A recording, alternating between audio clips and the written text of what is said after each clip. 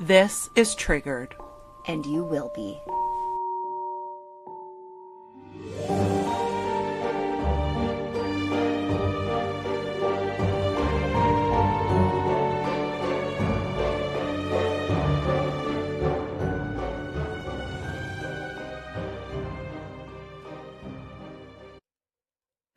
I have the bestest best friend because this morning we got on and she looked at me and she was like, and I mean this with all the love in my heart, but we're not going to record right now because you can't do that right now. And I literally, my heart grew 10 times bigger like the Grinch and I crawled back into bed and I feel great now.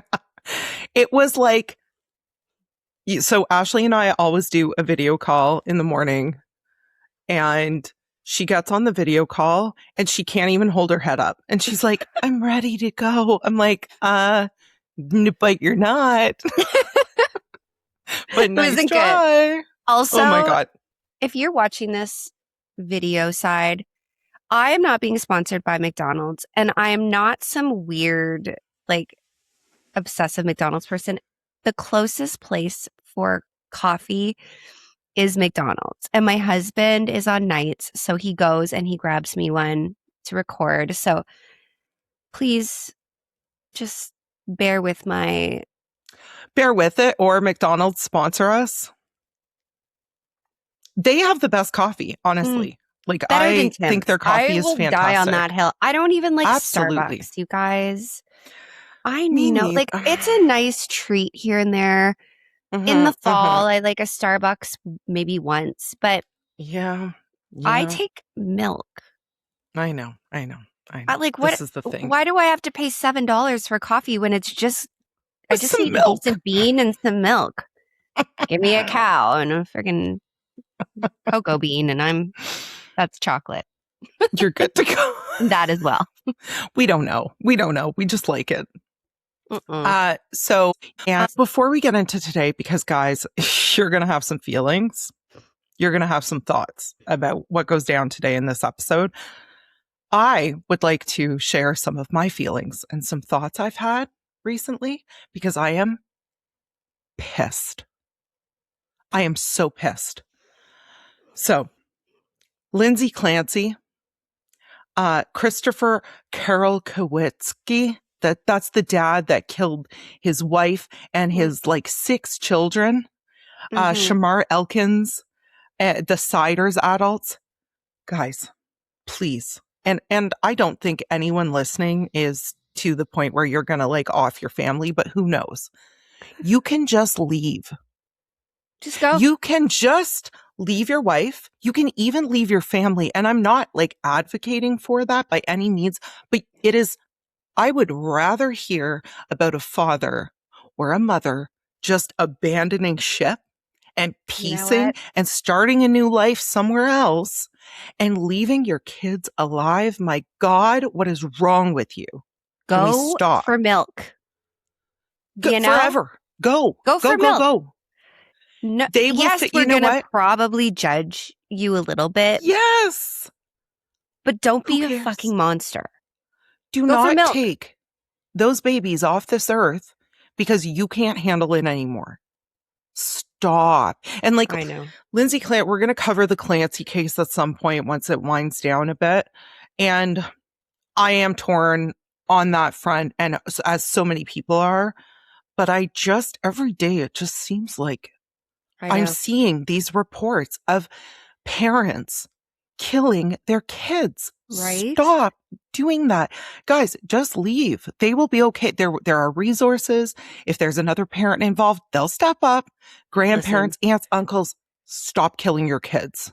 If my oldest kid, survived the shit that she put me through and I can come out laughing, guys, you can do it too. We're talking $42,000. Yeah. It's bullshit. I know parenting is hard. I know that you might have it in your head that it would be better if they weren't here on this earth. It's not. That's not your call to make. Stop killing your kids. All right. Enough with it. I just like last night I'm reading this story about this dad, like killing his 6 kids and his wife, like who, and then himself. No, Right? no, you don't want to be here anymore. That's on you. Go. Anyway. All right. I need to find some peace here. My chest There's is all going to be tight. no peace because I feel like the story you're going to get into is going to have so many opinions and people might hate us for it. There will be no peace today.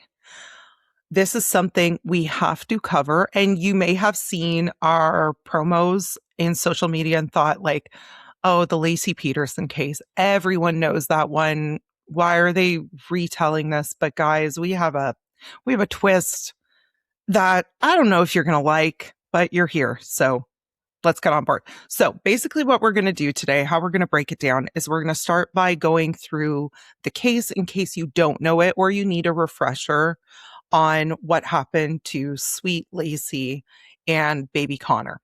Mm-hmm. So we're going to hop in. We're going to go through that. Then once we tell the story, Ashley and I are going to talk in detail about some new evidence, some new things that have come out recently, April, May, June of this year to do with Scott Peterson. So buckle up. Here we go. Let's go. Laci Denise Roca grew up in Modesto in California's Central Valley. Farm country, hot summers, close family. By the time this story starts, she was 27 years old. She had this big, bright smile. And every single photo I've ever seen of Laci, I'm just like, wow. Mm-hmm. Sunlight just shines from this woman's face in photos. She had studied ornamental horticulture at Cal Poly. She loved to garden. She loved to entertain. She was the gal that hosted. She was married to a man named Scott Peterson, who she had met back in college.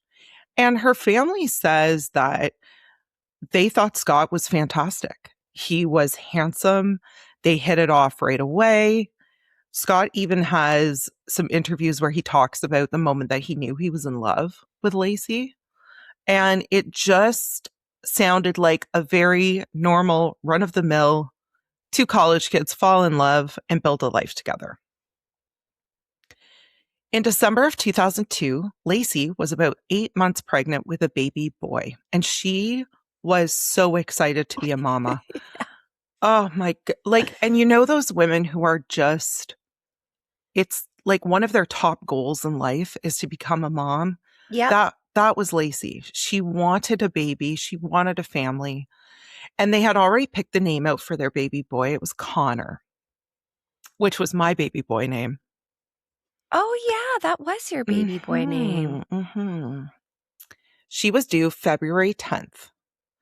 So we're talking a matter of weeks, and Connor is going to be here. The nursery was pretty much done. This was their Christmas as a countdown to becoming parents. And I remember maybe not Christmas because I got pregnant after Christmas, but I remember holidays and thinking like, oh, this will be my last holiday without my baby. And that was what she was going through. Scott was 30 years old at the time, and he worked as a salesman for a fertilizer company. He had a warehouse in Modesto where he kept his work things, and as we will get to, a brand new boat. Now, Christmas Eve, December 24th, 2002.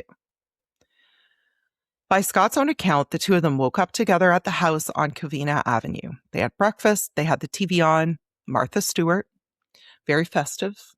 And around 10 in the morning. Are you watching Martha Stewart on Christmas? In 2002, I was a teenager and wasn't watching shit. Right. I was in my 20s, but no. Yeah. So this morning, Scott says he had originally thought he was going to go golfing, but that was a little bit too chilly. So he decided to take his boat out and go fishing, which immediately, I mean, when you're on the water, it's a solid 5 to 10 degrees cooler. Yeah. So you than on land. Chose that. And guys, we're going to talk about all the weird little things like this because there are so many of them. So bear with us. This is the first one where I was like, what? It was too cold to golf on a course, but you got in your boat? Anyway, he drove all the way to Berkeley Marina to go fishing. Now, Berkeley Marina is 90 miles from their house. And it's not, initially I was like, okay, well, that's where the marina was. That's where no, there were plenty of marinas between their home and Berkeley Marina that he could have gone to. It didn't have to be 90 miles away, but he chose that one. So whatever. Laci was supposedly going to stay home, do a little bit of shopping, take the dog for a walk. They had this golden retriever named Mackenzie, which I think is, listen. I know, me too. I love people names for dogs. I just do. I know. I just do. I'm like, I like a distinguished name for like a male dog, like Jeffrey. Like, Jeffrey. George. Yeah. Yeah. Although I will never get to name another dog because Chantel and I have recently made a pact. Guys, listen, we love animals. Yeah. Ashley especially loves animals. Oh, I live for animals. This round of pets that Ash and I have acquired. Guys, I'm exhausted.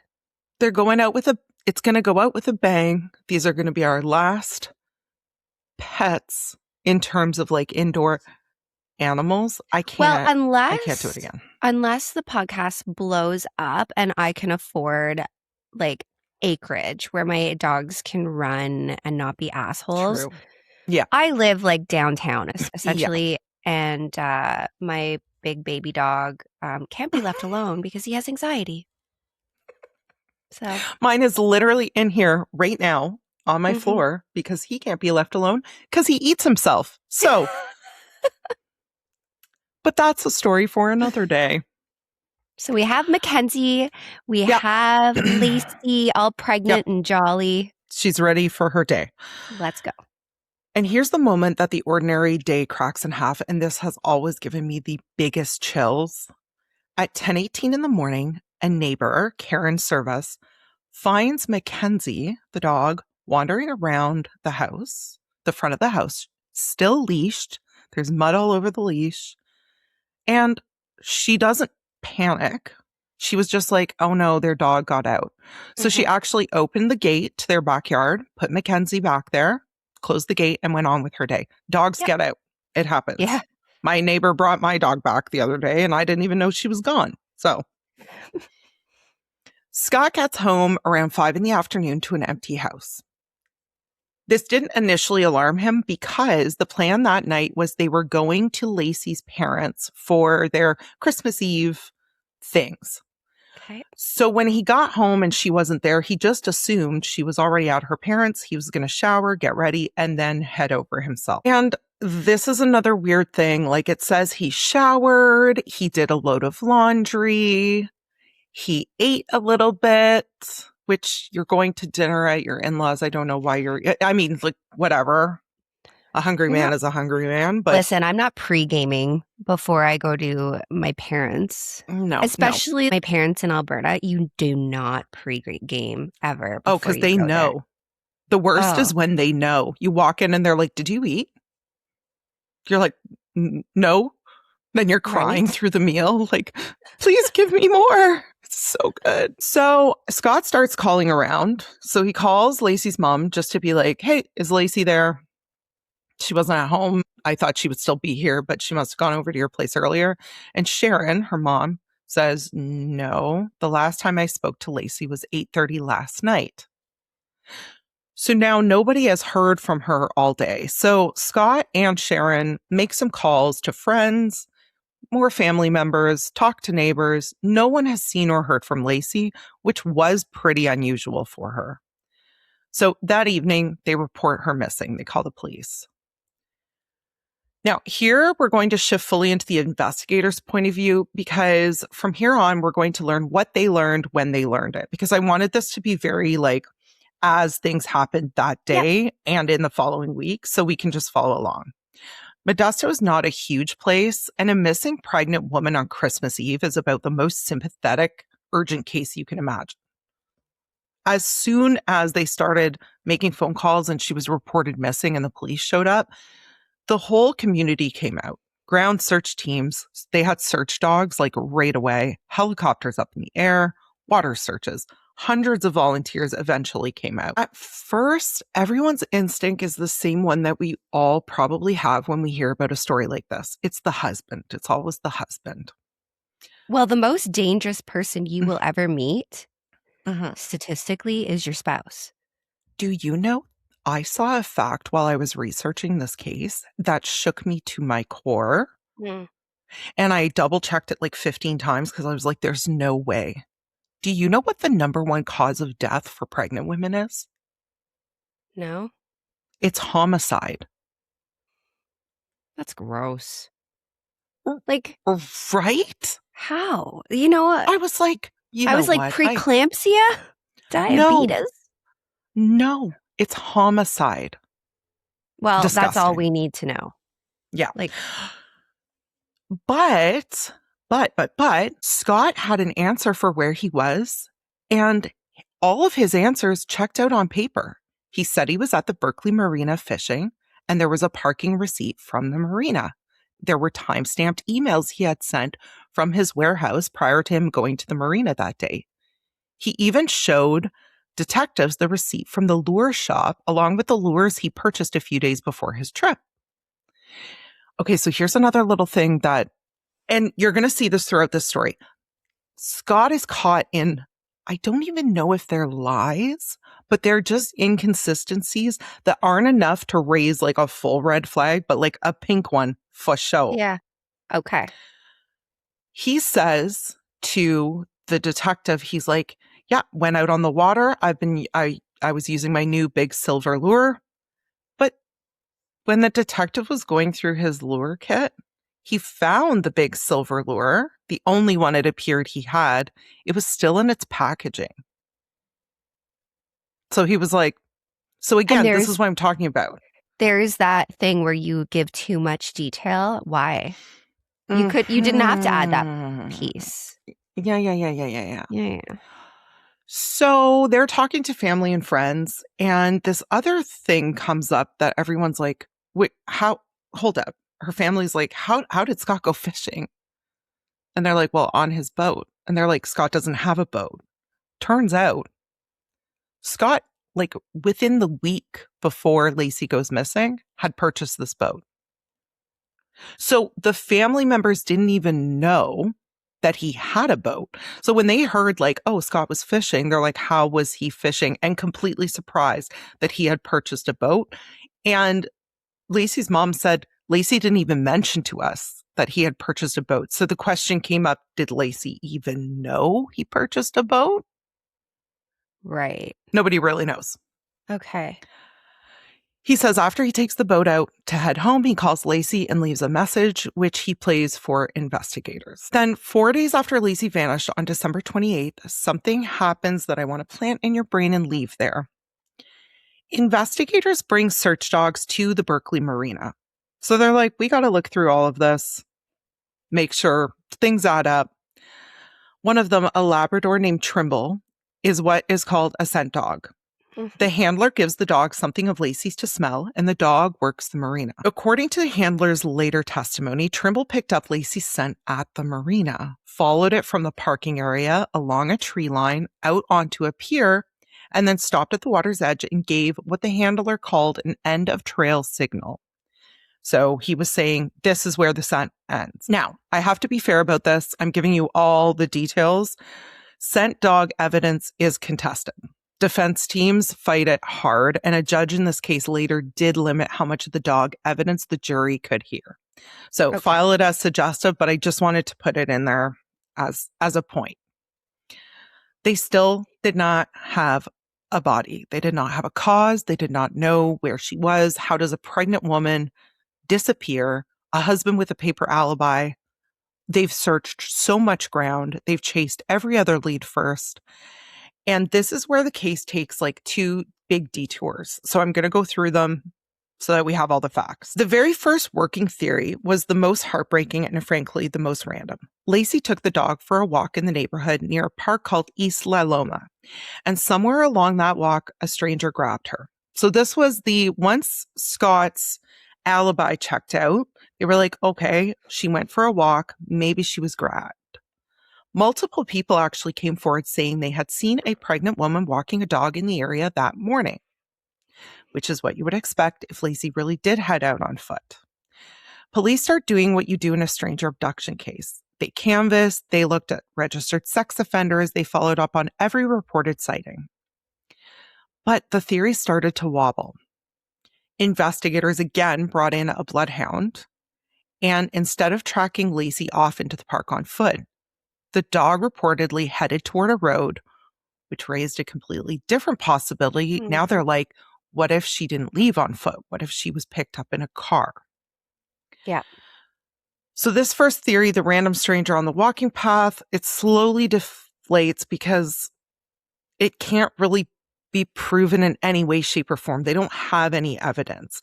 I mean, it is supported by the fact that the dog was found with a muddy leash. So this was the thing. And even when they asked witnesses, like they weren't sure what kind of dog it was. Now, here's another aspect of this that Sharon, Laci's mom, later spoke about.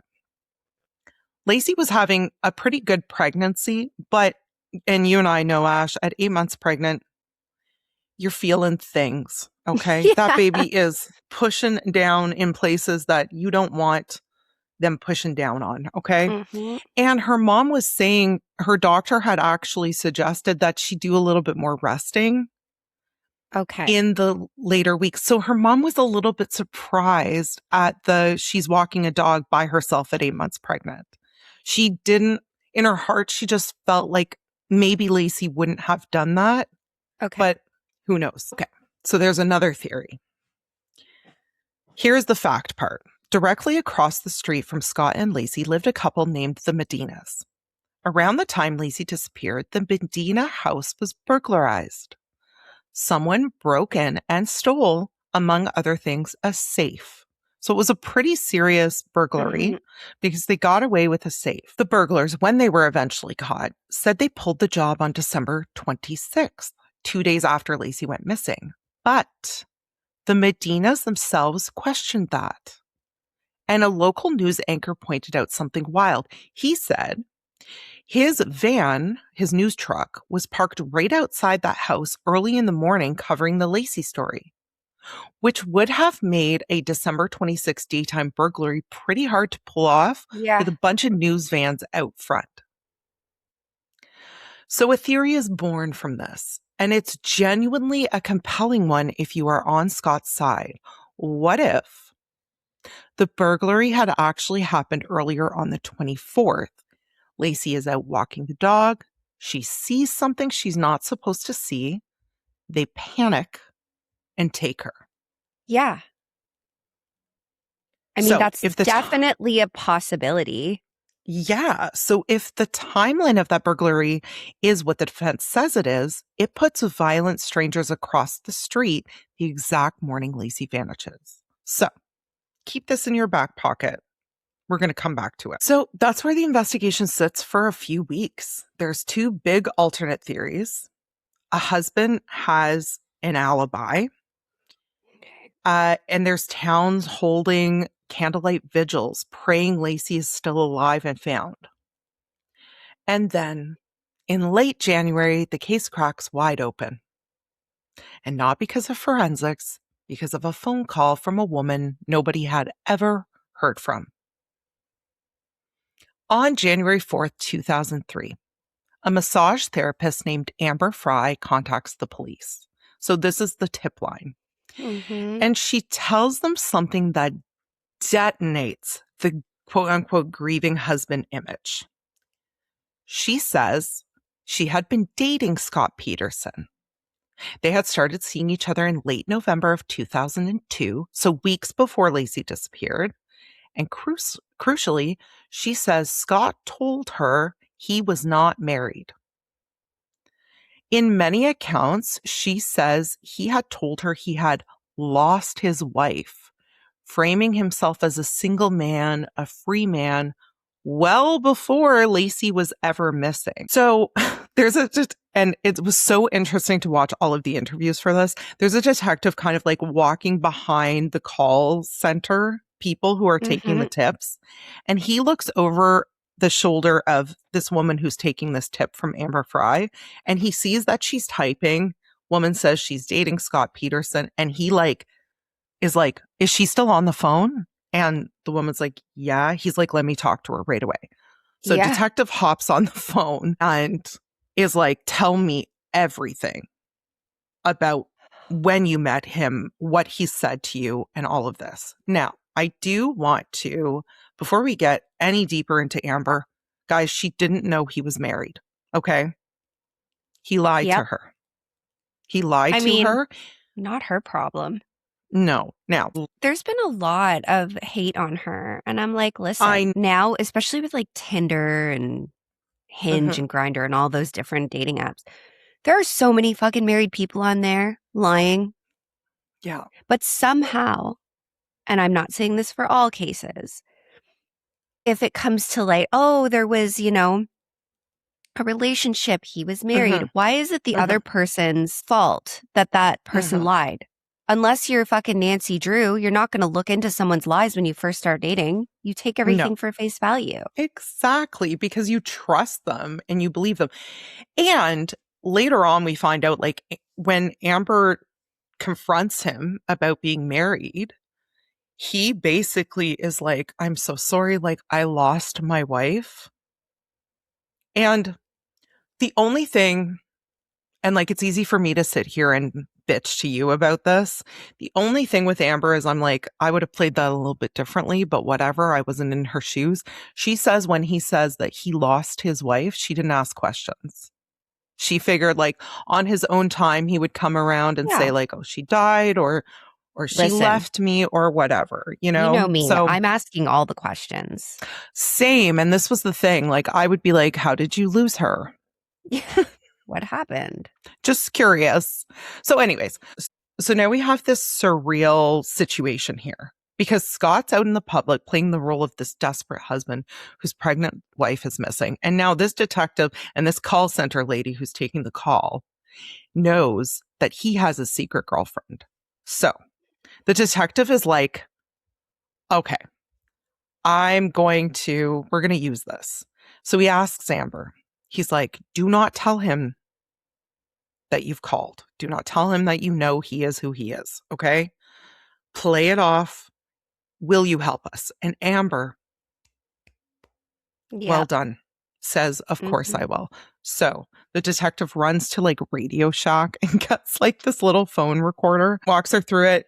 He's like, just push record anytime he calls you so that we can get the recordings and go from there. Now, there are many moments in this case that I know I will never forget, but this one is probably the one that gave me the biggest ick. I need you to picture this. Scott is at a vigil for his wife, Laci, and his unborn son, Connor. New Year's Eve. There are people everywhere, worried, somber. They're praying. They're singing songs. Scott calls his girlfriend, Amber. He's at this vigil. Tells her, sorry, it's so loud because I'm on the streets of Paris. Happy New Year's, baby. I can see the Eiffel Tower. Oh my God, it's so crazy. The croissants are delicious. You should see these cobblestone streets. You would love them. Are you fucking kidding me? And Amber, and like, again, hats off to Amber, guys. Like, she does an incredible job here because she has to pretend that she believes he's at the Eiffel Tower on New Year's Eve. So she's like, oh my God. He's like, I just wanted to call you because I miss you. I wish you were here. I'm going to take you here one day. She's like, oh my God, that would be so great. Like, what the fuck? Imagine in your head, you're like, please don't take me there one day. Please don't take me there any day. Yeah, he's up the street at a vigil for his missing wife. It's crazy. He's a fucking idiot. I know. So once they get enough of these conversations, Amber's like, okay, guys, like, I've done everything I can. I need to get away from this man. It's starting to affect my mental health. And they're like, of course.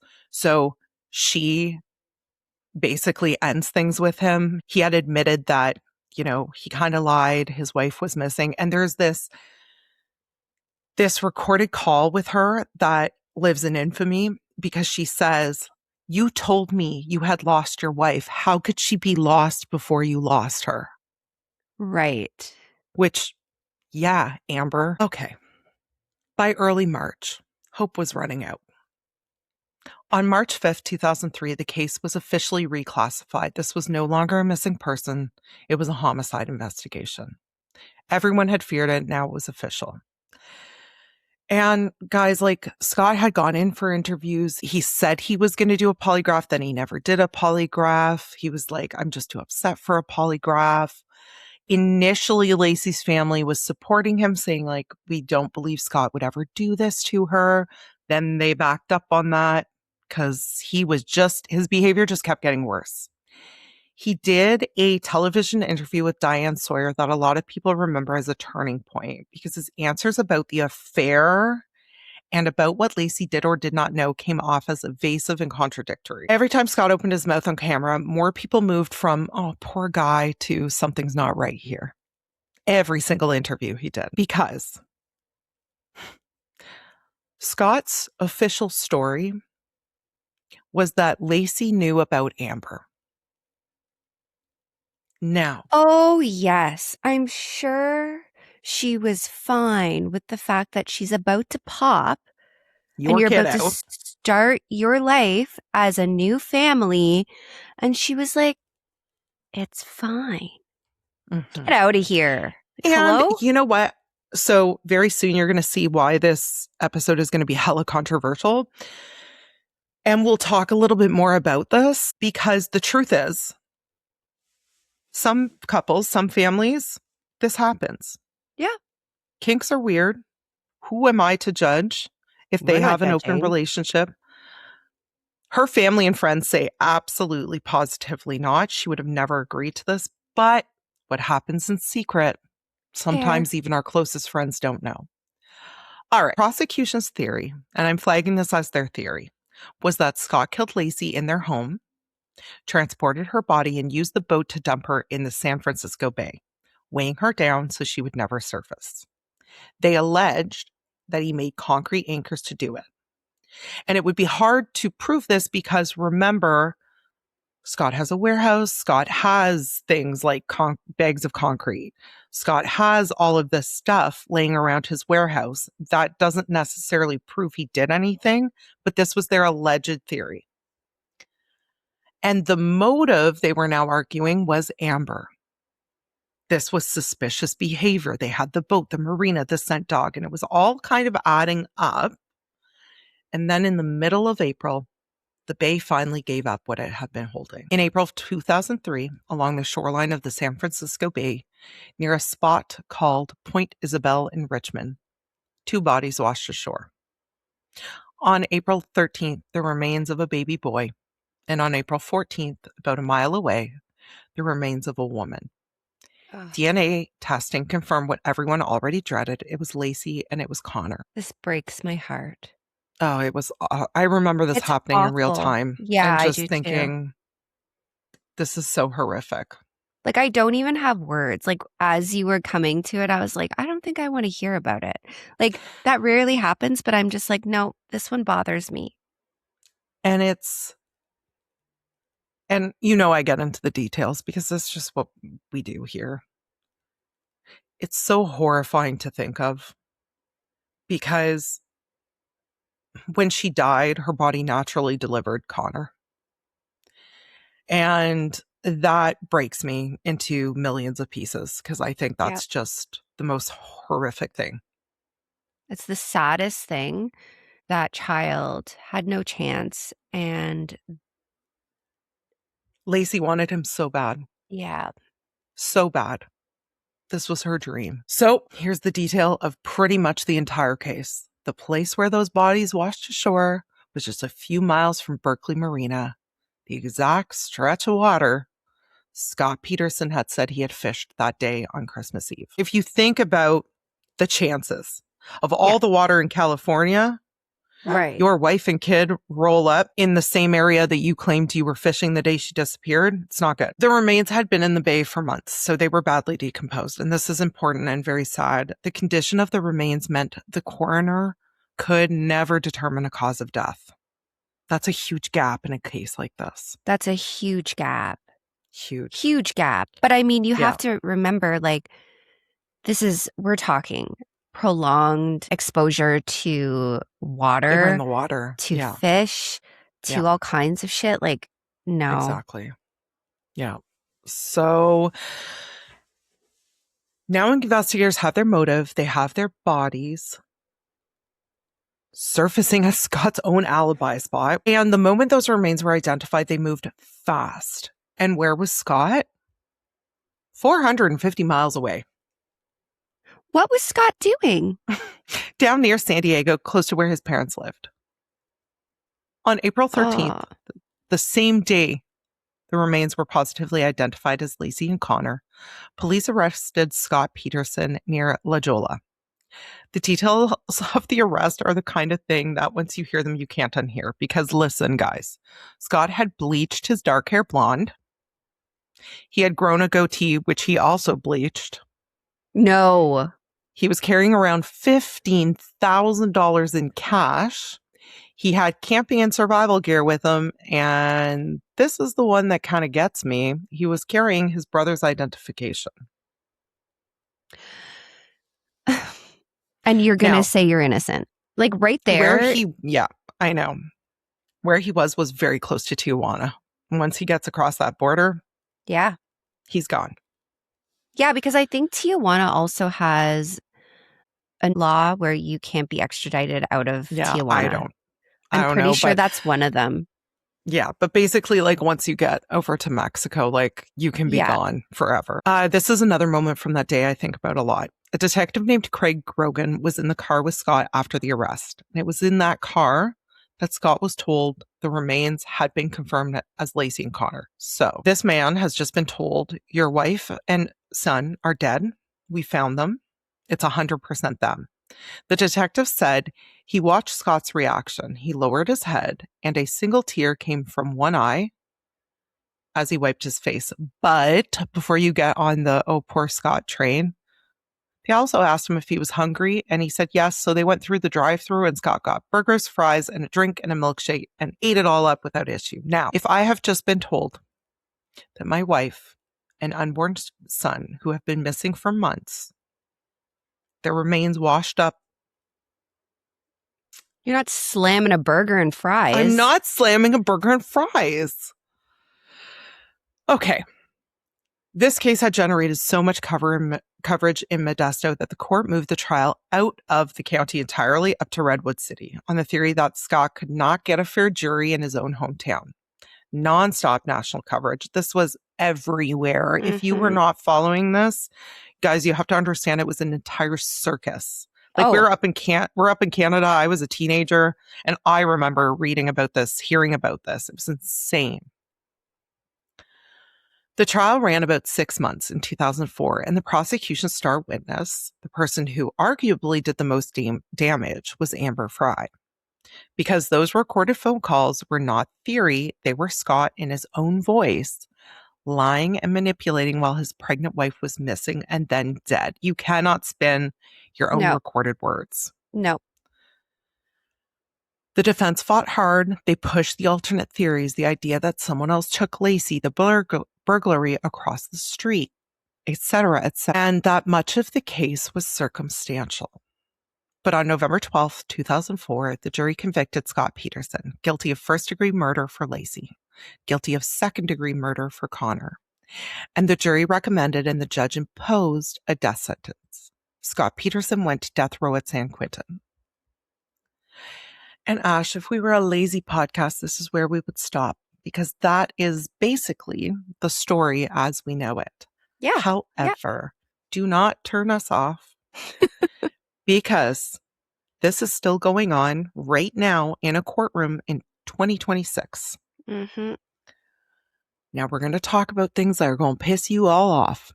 So just hold on to your hoses. All right. Your hoses? Your hoses. All right. The death sentence did not hold. In 2020, the California Supreme Court threw out Scott's death sentence, not because they thought he was innocent, but because they found that the jury had been improperly screened. Specifically, potential jurors who had personal objections to the death penalty were dismissed in a way the court decided was not proper. Like, due diligence is important, guys. Yeah. So that was overturned. He was resentenced to life in prison without the possibility of parole. He is now in his early 50s. He sits at Mule Creek State Prison. All right. In January of 2024, the Los Angeles Innocence Project announced it had taken up Scott Peterson's case and was investigating his claim of actual innocence. Their central claim is that Peterson's conviction was entirely circumstantial, with no direct, physical, or forensic evidence found supporting any part of the prosecution's theory, and that newly surfaced evidence points toward alternative suspects. That is a big deal, my friends. These are the organizations that have walked genuinely innocent people out of prison. So when I first read about this, I sat up in my chair and was like, okay, I'm listening.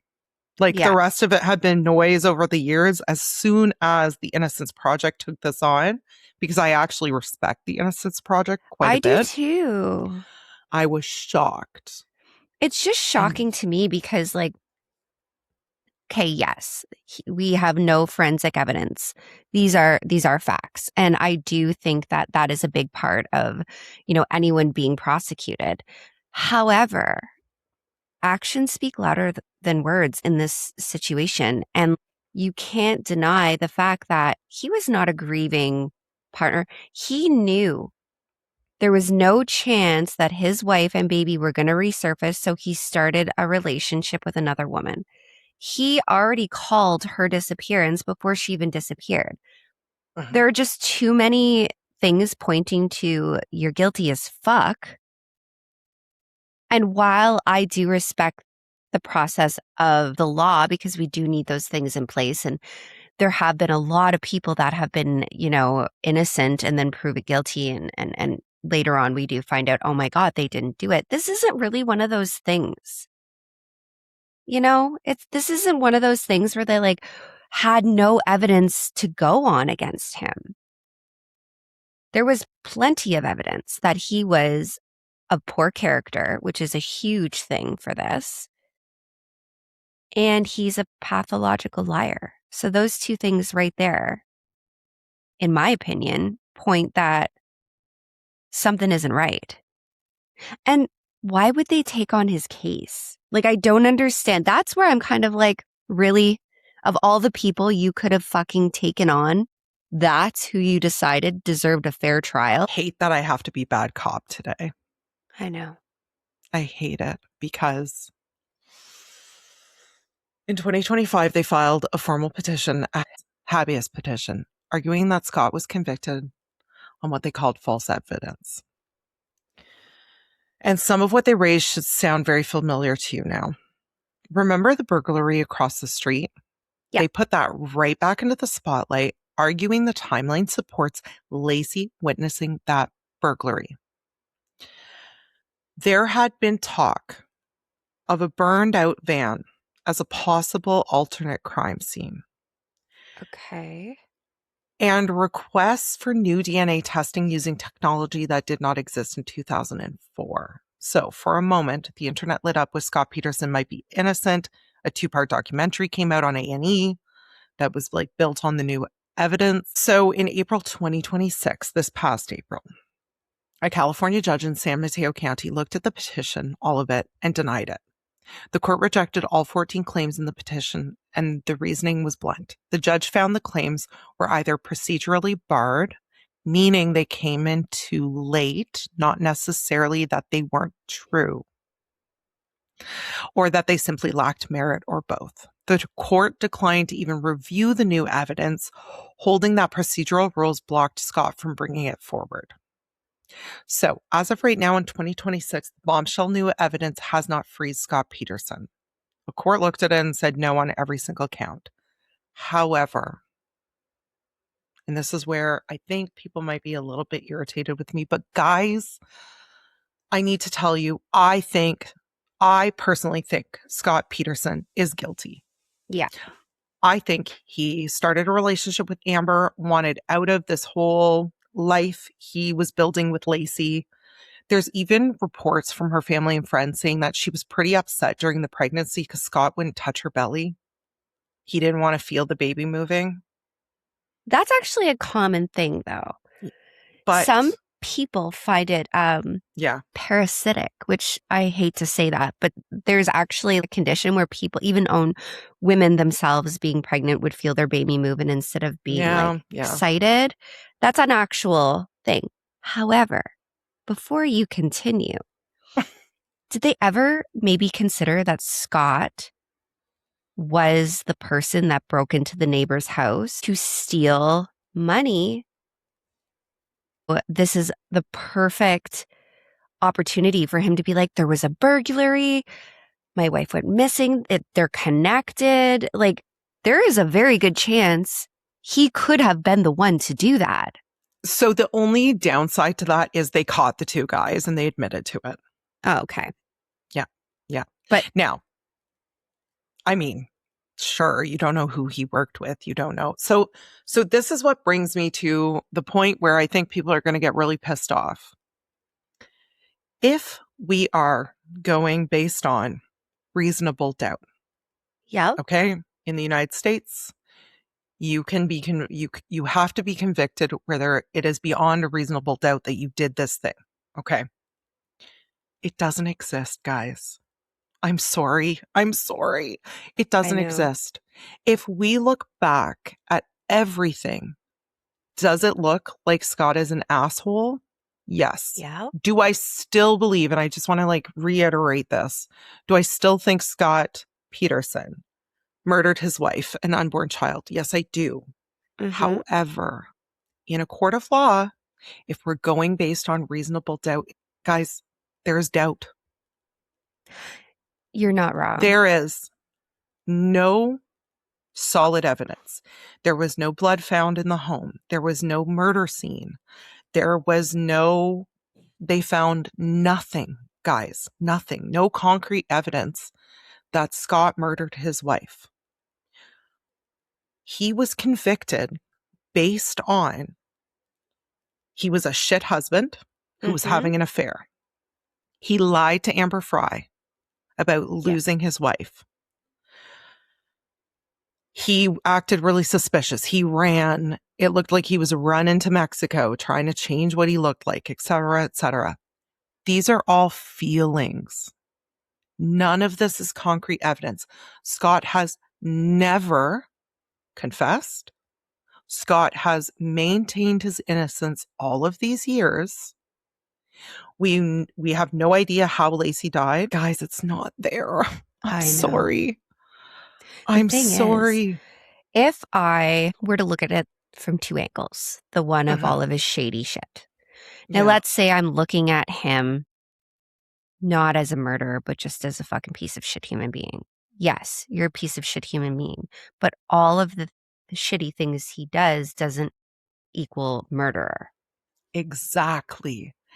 And so if we are playing devil's advocate here, the truth is, I get why the Innocence Project took this on. Yeah. If we're looking at this based on reasonable doubt, there is so much doubt. There's so much doubt. We don't have any concrete evidence saying Scott Peterson murdered his wife. And we have a lot of feelings and intuition that say that Scott Peterson murdered his wife. We don't have the solid evidence. And I mean, really, if we are to respect our laws and respect our processes in the courts of law, technically, now don't come for me, he should be considered innocent because he has not really been proven guilty other than being a piece of shit. Yeah. And other than the jury, like, so essentially what's occurred here is 12 people have heard what a piece of shit Scott was. Yeah. And decided he murdered his wife. But guys, there's no concrete evidence for this. And it's wild to me. And please understand that, like, when I was writing this and I dove into the research, I was like, certainly there is something somewhere. Yeah. There isn't. And I was pissed. I was mad at myself. I was like, I can't believe I have to get on this platform. Yeah. And say, do I think he did it? Yes. Do we have proof he did it? No, we don't. So, in your opinion, Chantel, based on all the evidence that has been collected, do you think Scott Peterson should be retried and do you think he should be released? Logical, justice-driven Chantel says yeah. Mm-hmm.